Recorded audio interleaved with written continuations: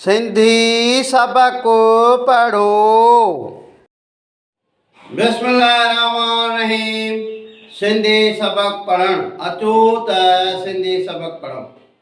सबक ॿियो अल्लाह साईं। आवाज़ हू हिजे करण हेवा पेशा हू। आवाज़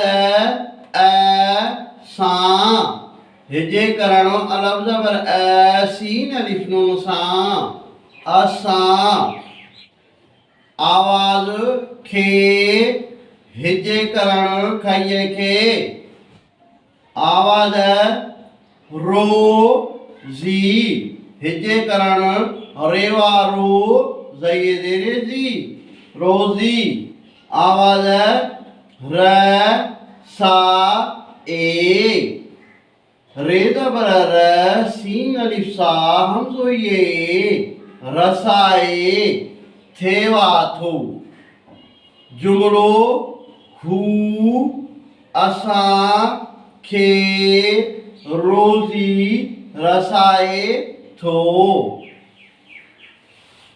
रसाए माना पहुचाए पुॼाए। अचो त जुमिले खे लिखण सिखूं। हेवा पेशा हू हे सिट ते लिखी पोयों वाह मिलाइबुसि मथां पेश ॾिबुसि। हू अलफ़ खे सिट खां मथे लिखिबो मथां ज़बर ॾिबसि। सीन सिट ते लिखी मथां अलफ़ मिलाए ऐं पोयां नून ॾिबुसि। असां खे खईअ खे खे अलफ़ वांगुरु लिखी पोयों ये मिलाइबुसि खे।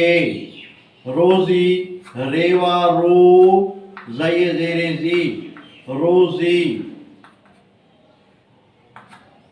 रसाए रे ज़बर र सीन अलफ़ सा हमज़ो ये ए रसाए थो थेवा थो रसाए थो।